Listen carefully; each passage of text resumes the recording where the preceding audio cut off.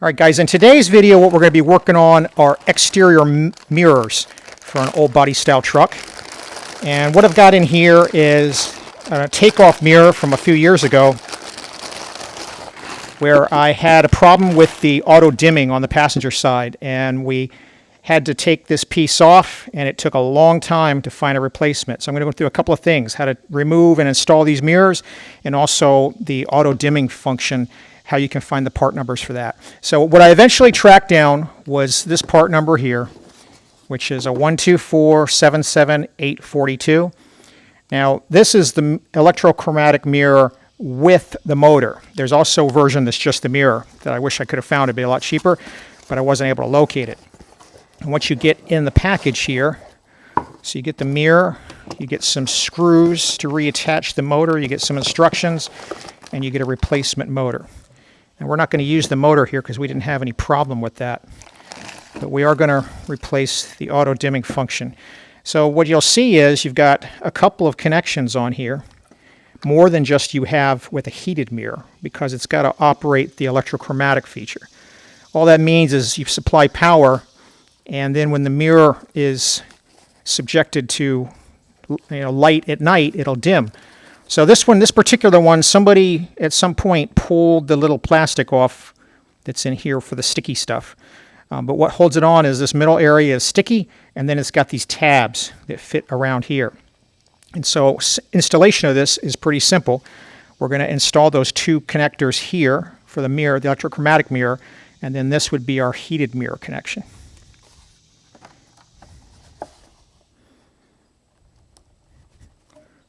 So that snaps in there.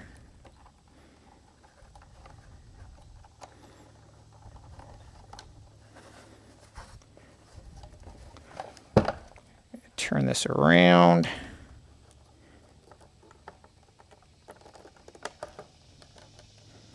Like so. And then all we need to do to install it is fold it over, tuck our wiring in, and we want to make sure that we get these tabs into the spot that they need to go in, and they snap in. I'm doing this kind of slow so you guys can see, right? So there's the tab area there, right? So some are ridged outward, right, that you can feel, and they're going to grab onto this.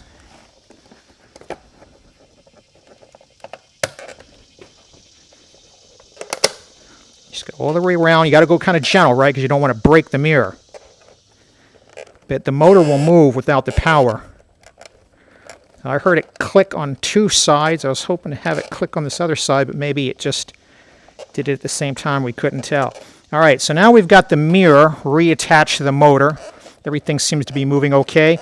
Now let me show you how to swap out the actual assembly. All right, before getting this ready to reinstall, guys, I flipped up on the upside. You can see it is not all the way in. So I was correct. I did not hear that last click. Get this to where I can get some leverage on it, and that you guys can also still see it. We're going to push this last piece in. There we go. Now I heard it click. Now I heard it click. It almost went in and popped out again. So now if I push this down, the way we had it, we can see now the tabs are correctly locked in. Now we can install it. All right, guys, let's take a quick look at the instruction sheet that GM includes with this package here, right? So they mention that you're going to get the power pack, that's the motor, the glass holder, and the glass itself is like a frame, and the 4 fasteners for the power pack.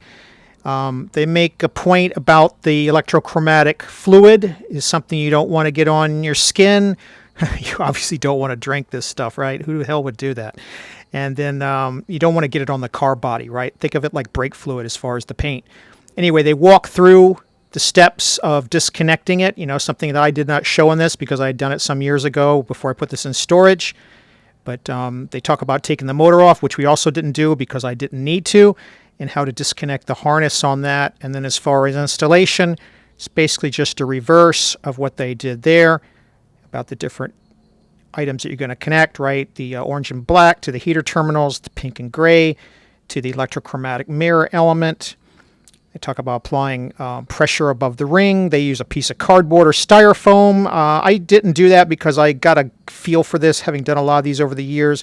But you might want to if you haven't. You just want to be careful about not breaking the glass. Make sure all the snaps are engaged, which we had to go take a couple of passes on to get. The other thing I'll show you is I had done this on the driver's side at one point a long time ago, and it had a slightly different manual or instruction sheet.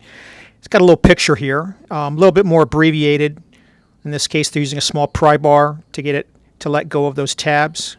Not sure I'd recommend that method just because of the breakage, but just showing it here just so you can see. This also mentions about the don't get the electrochromatic fluid onto the vehicle. It can cause damage to the paint is what they're referring to, not the vehicle itself, of course. They talk about getting the clips off. Again, they recommended a flat-bladed screwdriver. They don't get into the details about what to disconnect or reconnect in this version, so I like the one that we got with this most recent package better. The last thing I'm going to give you a shot here of is just a picture from the parts manual, right, just to show you what's involved here. So here's the mirror element that we installed. Obviously, this is the main unit that we'll be disconnecting. The main unit consists of this gasket here. This is not sold separately. It only comes with the mirror. So you buy a new GM mirror, you get this gasket. There's this secondary gasket that's adhesive that fills in the gap over here. That is serviced separately, although it's a discontinued part. If you need it, I'll put it in the description. We're going to find there's 3 of these 10mm bolts on here that secure it to the door frame, and we'll show how to access that and get them off. Now they're showing this connector here, very conveniently located right behind here. It's been a couple of years since I took this off. I don't recall exactly where we'll find it, but it definitely isn't this close. It's going to be a pretty good ways down into the door well. We'll see in just a moment when we get over there. But I am showing this because if for some reason your connector's damaged, the 8-way connector, the male 8-way connector that we use with this electrochromatic type mirror, as well as the standard 4-way with just a regular electric mirror. I'll put the GM part numbers for those in the bottom. If for some reason that you need those connectors, they are available.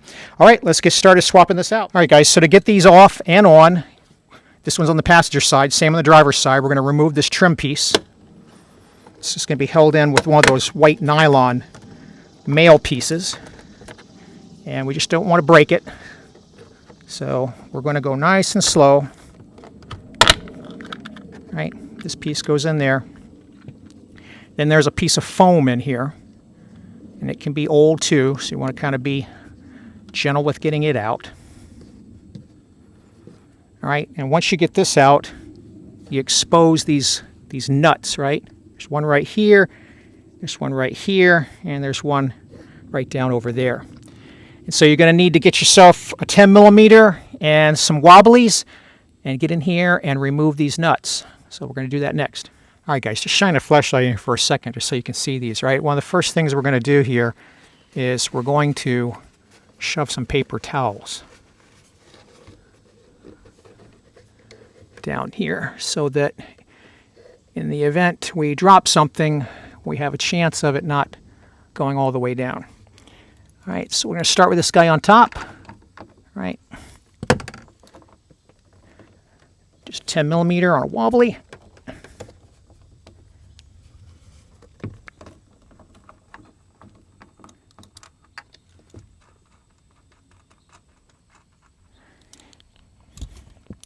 And I've got a magnet handy, just in case. All right, because these guys can drop. We're going to do the same thing on this one.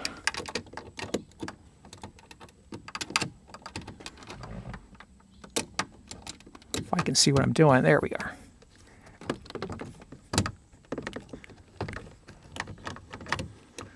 And I just use the tool to get it started.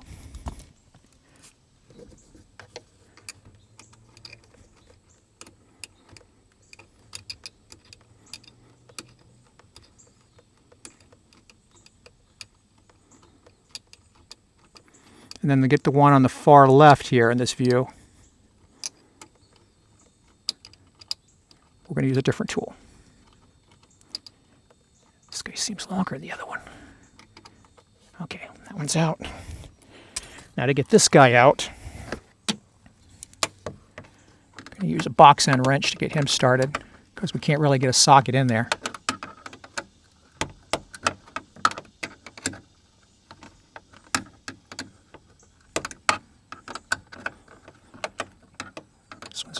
a real cramped working space. But once we get it loose enough, we'll do the same technique, spin it off by hand with the magnet. So we'll come back and we got this off. All right, guys, with the nuts off, we're going to come outside and we're going to work the studs out. And then we're going to fish up the harness. So that might require us to move our paper towels out of the way.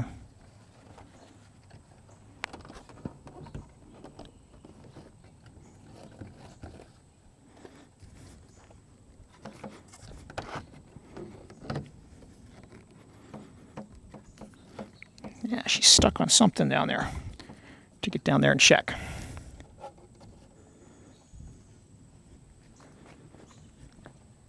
All right, guys. We're going to try to unhook this guy now. A little pocket pry bar. All right, so all of that just to disconnect the mirror. Don't remember it being that big of a production, but clearly it is.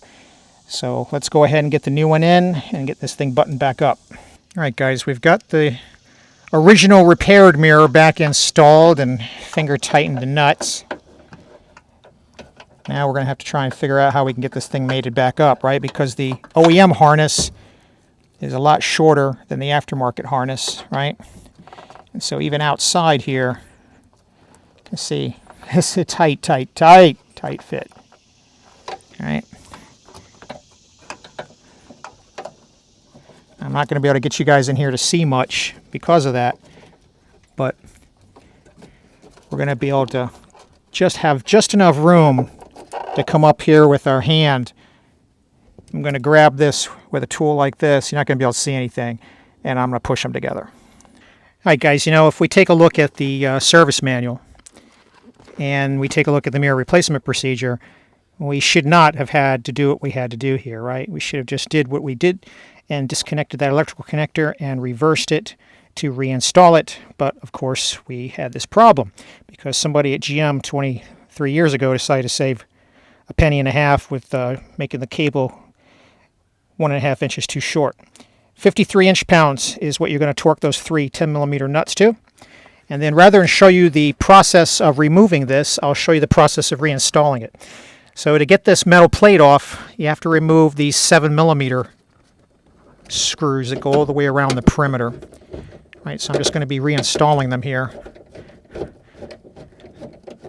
But there's 1, 2, 3, 4, 5, 6, 7, 8.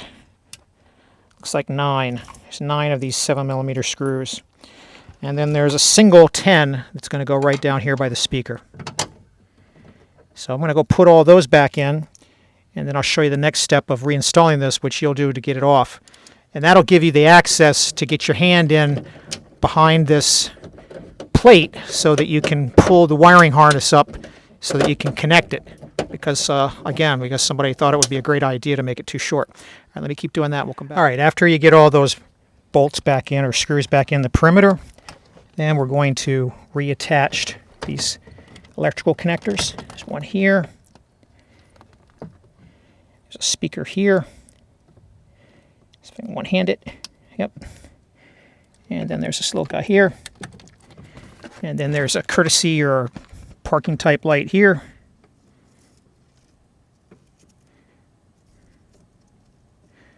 Just examining this guy because he actually looks burned out. Maybe not.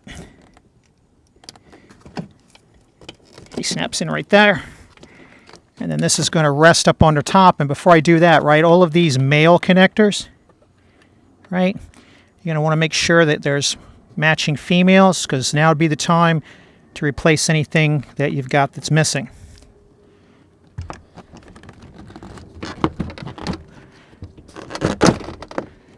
Once you get it in up on top, you just go around the perimeter and try to line these guys up. Sometimes you could have the entire mount missing, and sometimes like that one, they'll fall out and you have to redo it. But go ahead and go around and get them all pushed in. You'll have 2 Phillips screws that hold the armrest onto the door frame. You put those Phillips screws back in. have a piece of trim that you'll pry off of the door latch that goes back in. And then finally, you're going to put your foam back in that we took out in the beginning.